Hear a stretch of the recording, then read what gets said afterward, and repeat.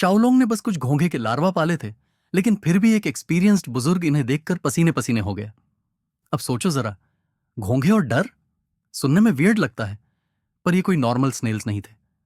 ये ऐसे क्रीचर्स थे कि अगर किसी की टांग पर चिपक जाई तो उसे जिंदगी पर सवाल करने पर मजबूर कर दें। लेकिन जो बात और भी ज्यादा शॉकिंग थी वो ये कि शाओलोंग को इनके अंडों के इंक्यूबेशन टाइम और रिप्रोडक्टिव साइकिल की पूरी नॉलेज थी। जैसे ही उसने डिटेल्स बताई, बुजुर्ग के चेहरे का कलर ही उड़ गया। अगले ही सेकंड एक्साइटमेंट में उसने दो चीजें डिक्लेयर कर दी। पहली, मैं तुम्हें अपनी पूरी मार्शल आर्ट्स ट्रेनिंग दूंगा। दूसरी, और हां, मेरी खूबसूरत बेटी से शादी कर लो। शाओलोंग, मुझे क्षमा करें, क्या ये क्या by one get one free offer चल रहा है?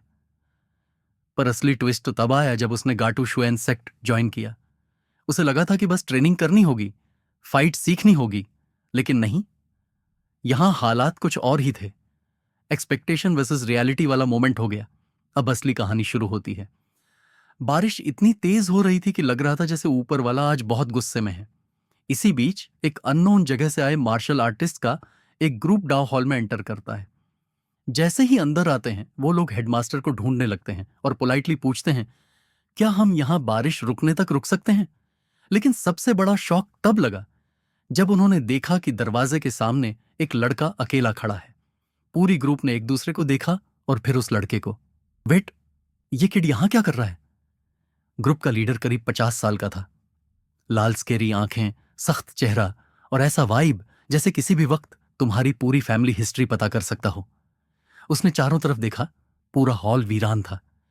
फिर उसने काल्म बट सीरियस टोन में पूछा, बेटा, क्या तुम हमें यहां एक रात के लिए रुकने दोगे? बस बारिश रुकने तक। शाओलोंग चुपचाप उन्हें देखता रहा। उसके दिमाग में सवाल ही सवाल चल रहे थे। ये लोग कौन हैं? एटीट्यूड से लग रहा था कि कोई बड़े लोग हैं। रिस्पेक्ट के साथ बात कर रहे थे। उनकी लैंग्वेज भी फॉर्मल थी। कहीं ये लोग उसे इस जगह का दांव पुजारी तो नहीं समझ रहे? थोड़ा सोचने के बाद शाओलोंग ने हाथ जोड़कर कहा, मैं यहां कुछ सालों से रह रहा हूं। आप लोग जहां मर्जी ठहर सकते हैं, बस ये स्ट्रक्चर मेरा रहने का प्लेस है, सो प्लीज वहां डिस्टर्ब मत करें। लीडर ने हल्का सा मुस्कुराते हुए सिर हिलाया और बोला, थैंक यू यंग मैन, तुम बहुत काइंड हो, हम ऐसा ही करेंगे। फिर उसने अपने शिष्यों को घूरते हुए कहा, सुनो, जल्दी से कोई और जगह ढूंढो और वहीं सेटल हो जाओ। इस लड़के की जगह के पास कोई नहीं जाएगा, समझे? बाकी सभी ने फौरन हां में सिर हिला दिया और भारी बारिश में भागकर कोई और जगह ढूंढने लगे। शाओलोंग अब भी वहीं खड़ा था, लेकिन इस बार उसकी नजर उन लोगों के कपड़ों पर स्टक बैजेस पर गई। सभी के कपड़ों पर एक ही सिंबल था। तो ये सब एक ही फैमिली क्लैन से बिलोंग करते हैं, उसने मन ही मन सोचा। अब आगे क्या होगा? ये लोग कौन हैं? और सबसे बड़ा सवाल, ये शाओलोंग के लिए खतरा है या फिर किसी बड़े खेल की शुरुआत हो चुकी है? शाओलोंग को थोड़ी क्यूरियोसिटी तो हो रही थी कि ये लोग कौन हैं, लेकिन अभी उससे भी ज्यादा जरूरी काम था। उसने जल्दी से मास्टर को एक रिस्पेक्टफुल बॉव किया और वहां से निकल गया। अपने कमरे में कदम रखते ही उसके चेहरे पर एक्साइटमेंट साफ नजर आ रही थी। उसकी क्यूट सी स्माइल और चमकती आंखें देखकर ऐसा लग रहा था जैसे वो किसी बहुत खास इंसान से मिलने जा रहा हो। वो हल्के हल्के उछलता हुआ बोला, ओह मेरे प्यार, फाइनली खाने का टाइम आ गया। जैसे ही उसने कमरे में रखे ढेर सारे जार्स की तरफ देखा, उसकी खुशी और बढ़ गई। उसने एक जार उठाया और उसका ढक्कन खोला। उसके चेहरे पर प्योर डिलाइट थी। जार के अंदर छोटे छोटे कीड़े थे जो दिखने में किसी क्रिकेट जैसे लग रहे थे। उसने बड़े प्यार से जार को हाथ में पकड़ा और मुस्कुराते हुए कहा, ओह नहीं, ऑलमोस्ट लेट हो गया, सबको भूख लग रही होगी। फिर उसने एक और जार खोला और अंदर झांका। आहा, ये तो साउथ चाइना की रेयर स्पाइडर है। ये कोई आम मकड़ी नहीं थी। ये 20 सेंटीमीटर तक बढ़ सकती थी और इसके डिस्टिंक्टिव कलर्स इसे बाकी मकड़ियों से अलग बनाते थे। उसने खुश होते हुए चॉपस्टिक से उसे क्रिकेट्स खिलाना शुरू किया। हैक, खूब खाओ वरना पता नहीं आगे क्या होने वाला है। जैसे ही मकड़ी ने अपने शिकार को तेजी से चबा डाला, शाओलोंग का एक्साइटमेंट और बढ़ गया। वाह, जब ये मिली थी तब ये बस एक फिंगर नेल जितनी छोटी थी, लेकिन अब 2 बार मोल्टिंग कर चुकी है और कितनी बड़ी हो गई है। अपने प्यारे हैक को सेटिस्फाइड देखकर उसने तुरंत पास रखे एक और स्टोरेज बॉक्स की तरफ रुख किया। बॉक्स खोला और अंदर से एक नया सरप्राइज निकला, रेनबो गेको। ये छिपकली की एक रेयर स्पीसीज थी जिसकी बॉडी पर कलरफुल स्ट्राइप्ड पैटर्न्स थे। शाओलोंग की आंखें चमक उठी। वो खुशी से बुदबुदाया, पिछली जिंदगी में तुम्हें खरीदना कितना मुश्किल था, इंपोर्ट सोर्सेस तक नहीं थे, लेकिन यहां यहां तो तुम हर जगह मिलते हो। ये तो सच में स्वर्ग है। जैसे ही उसने गेको को खिलाने की कोशिश की, वो अचानक उछला और सीधे शाओलोंग की उंगली पर काट लिया। तुमने मुझे काट लिया? शाओलोंग झटके से पीछे हटा और दर्द से अपनी उंगली पकड़ ली। असल में शाओलोंग की इन क्रीचर्स को पालने की दीवानगी एक आम इंसान की तरह नहीं थी।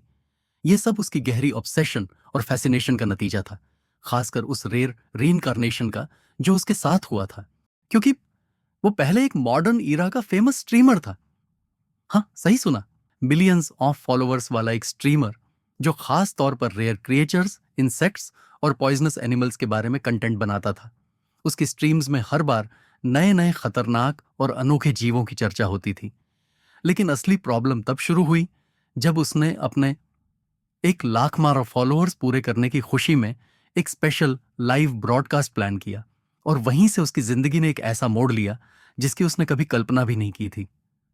फेबर का वो लाइव ब्रॉडकास्ट दुनिया के 10 सबसे खतरनाक जहरीले सांप था। जैसे जैसे लाइव आगे बढ़ रहा था, कमेंट सेक्शन में एक ही सवाल गूंज रहा था, ब्लैक मम्बा कहाँ है? हमें ब्लैक मम्बा क्यों नहीं दिख रहा? ये तो असली अफ्रीकन ब्लैक मम्बा लग ही नहीं रहा। फेबर ने हमें ट्रिक किया है। जल्दी दिखाओ, क्यों ना एक बार काट कर देख लिया जाए। बस एक बार काटने दो।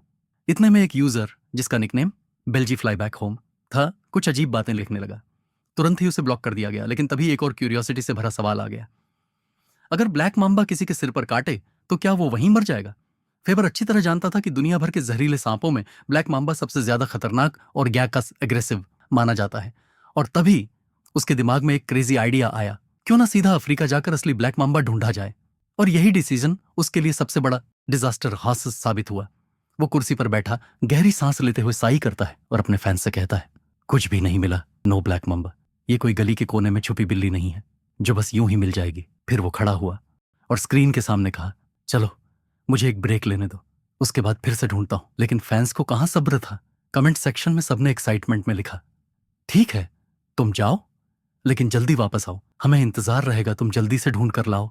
फेबर को अचानक प्यास महसूस हुई, जैसे कि किस्मत ने पहले से ही प्लान कर रखा था। उसने कैबिनेट खोला और खुद के लिए एक पानी की बोतल निकालने लगा। इसी बीच उसने खुद से बड़बड़ाते हुए कहा, अभी तक कुछ नहीं मिला, ये ब्लैक माम्बा दिख क्यों नहीं रहा?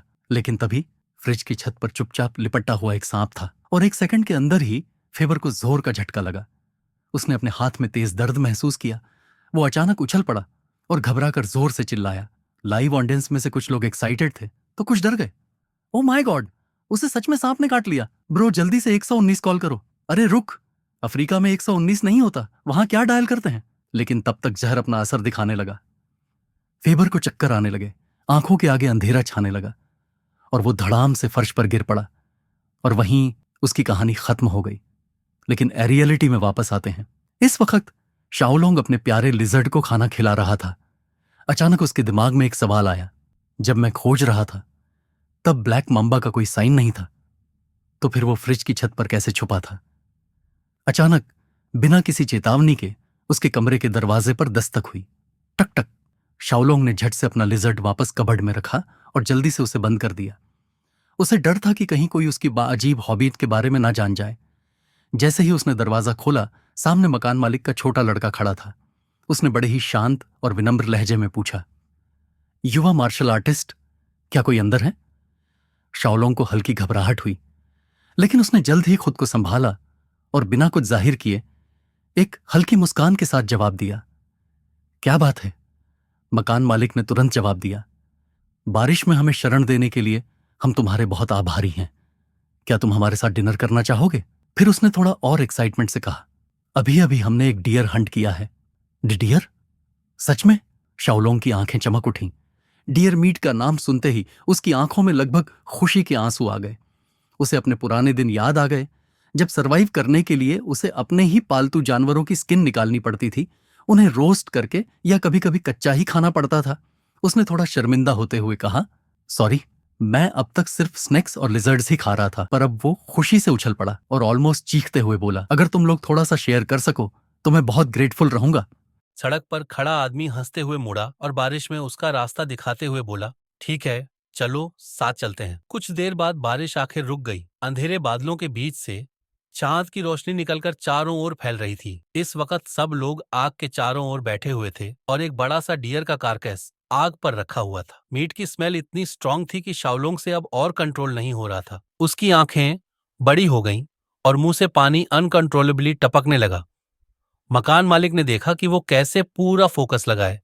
मीट को घूर रहा है, लेकिन कुछ कहा नहीं। वो बस साइलेंटली ऑब्जर्व कर रहा था।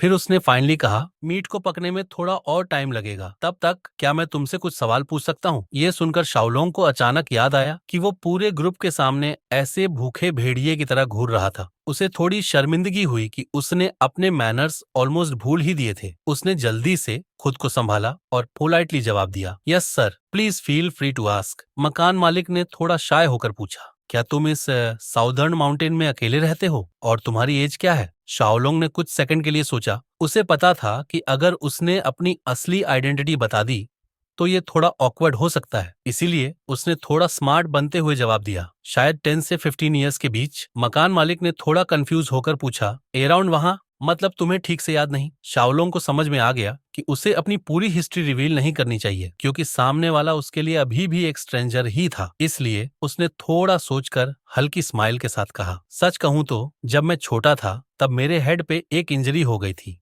उसके बाद से मेरी बचपन की मेमोरीज क्लियर नहीं है। यह सुनकर मकान मालिक अचानक इमोशनल हो गया और बोला, क्या ट्रेजिक स्टोरी है? फिर उसने क्यूरियोसिटी से पूछा, तो क्या तुम इतने टाइम से अकेले यहाँ रह रहे हो? शाओलोंग ने बिना हिचकिचाए जवाब दिया, हाँ, क्योंकि मुझे कोई और स्किल्स नहीं आती। मैं यहाँ स्नैक्स पकड़कर, उनकी स्किन निकालकर और उन्हें बेचकर सर्वाइव करता हूँ। ये सुनकर मकान मालिक का फेस सडनली थोड़ा रेड हो गया और उसने ऑलमोस्ट गुस्से में पूछा, इतना यंग मार्शल आर्टिस्ट होने के बावजूद तुम इतना रिस्क लेते हो?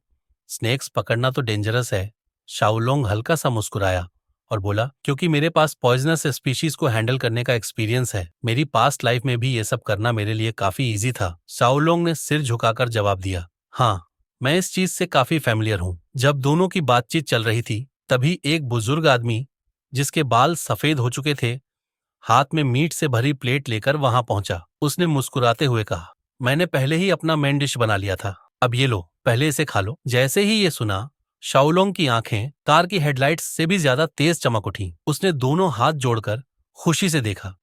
बुजुर्ग ने हंसते हुए उसके हाथ में गर्मा गर्म मीट रखा और मजाक में कहा, तुम काफी भूखे लग रहे हो, इसलिए सोचा कि तुम्हें पहले खिला दूं। शाओलोंग ने झट से पोलाइटली जवाब दिया, अतः थैंक यू सर। उसने मीट का टुकड़ा हाथ में पकड़ा और एक्साइटमेंट से बुजुर्ग से कहा, बहुत टाइम हो गया है जब मैंने आखिरी बार मीट खाया था। इतना कहते ही उसने बिना देरी किए झट से एक बड़ा बाइट लिया। जैसे जैसे वो चबाता गया, उसकी खुशी बढ़ती गई। उसके मन में बस एक ही ख्याल था, यही तो असली खुशी है। बुजुर्ग ने उसे इतनी तेजी से खाते हुए देखा और हंसते हुए मजाक में कहा, युवा मार्शल आर्टिस्ट, तुम तो बहुत ही स्वाद लेकर खा रहे हो। तभी वो आदमी जो पहले बाहर आया था फिर से बोल पड़ा। उसकी आमतौर पर शांत रहने वाली शक्ल अब अचानक थोड़ी गंभीर लग रही थी। युवा मार्शल आर्टिस्ट, खाते खाते मेरी बात ध्यान से सुनो, उसने सख्त लहजे में कहा। शाओलोंग ने थोड़ा चौंकते हुए मुंह से बचा कुचा खाना निगला और पूछा, हम क्या हुआ? आदमी ने उसकी तरफ देखा और कहा, हम एक चीज को खोज रहे हैं, क्या तुम्हें इधर आसपास कुछ अनयूजुअल दिखा है? शाओलोंग थोड़ा कंफ्यूज हो गया, मतलब कुछ अजीब? किस टाइप का? उसने सिर खुजलाते हुए पूछा। वो अभी सोच ही रहा था कि उसे इस बारे में बताना चाहिए या नहीं, तभी बुजुर्ग आदमी ने अचानक कहा, इस युवा मार्शल आर्टिस्ट ने मेरी एक छोटी सी हेल्प की है,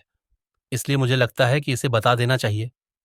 फिर उसने गहरी सांस लेते हुए आगे कहा, मुझे भी नहीं पता कि ये कितना डेंजरस है, लेकिन एक आपदा से सामना होना कभी अच्छा नहीं होता। वैसे भी तुम यहाँ अकेले रहते हो, शायद तुमने इस बारे में किसी को बताया भी नहीं होगा। शाओलोंग ने बुजुर्ग की बातों पर गौर किया और सिर हिलाते हुए कहा, हाँ, आपकी बात सही है। इसके बाद वो आदमी थोड़ा झुका और बोला, हम एक ग्रीन स्पॉटेड इनोकॉन्ग को ढूंढ रहे हैं।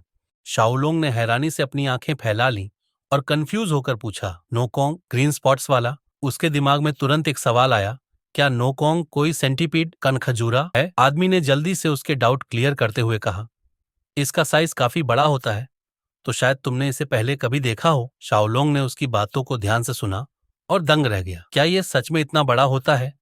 उसने मन ही मन सोचा। अब वो और भी ज्यादा क्यूरियस हो चुका था। एक्साइटमेंट में उसने तुरंत पूछ लिया, अगर ये बड़ा होता है तो कितना बड़ा? आदमी ने कुछ सेकंड सोचा और फिर जवाब दिया, जो रिकॉर्ड्स में लिखा है उसके हिसाब से अगर ये पूरी तरह मैच्योर हो जाए तो। उसके अगले ही वाक्य ने शाओलोंग को पूरी तरह हिलाकर रख दिया।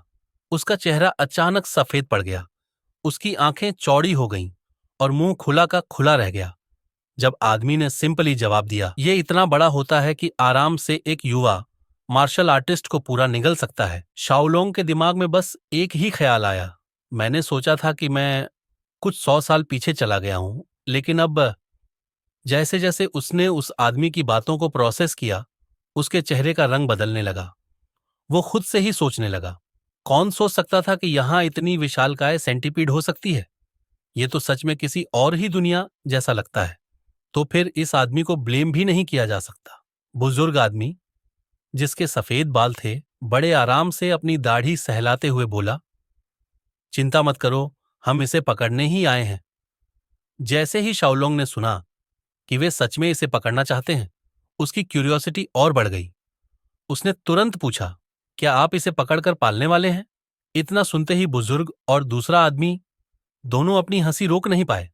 बुजुर्ग ने अपनी दाढ़ी सहलाते हुए पहले थोड़ा सोचा और फिर जोर से हंसते हुए बोला, हाँ हाँ, थानान बैंगोकोंग को पालना, ये तो मजेदार रहेगा। उसके बगल में खड़ा आदमी भी हंसी रोकते हुए बोला, युवा मार्शल आर्टिस्ट, ये तो सच में इंटरेस्टिंग आइडिया है। फिर अचानक बुजुर्ग आदमी ने अपनी हंसी रोकते हुए आज की असली वजह बताई और गंभीर होते हुए कहा, हम इसे पालने के लिए नहीं पकड़ रहे, हम इसे दवा बनाने के लिए पकड़ रहे हैं। यह सुनकर शाओलोंग का चेहरा, जो अभी तक एक्साइटमेंट से भरा था, अचानक ठंडा पड़ गया। उसने तुरंत सवाल किया, इसका क्या मतलब? अब उसे थोड़ा अजीब लगने लगा। उसके मन में संदेह उठने लगे। मैंने सोचा था कि ये कोई बिजनेस पार्टनर है, लेकिन ये तो असल में कोई मेडिसिन डीलर निकले।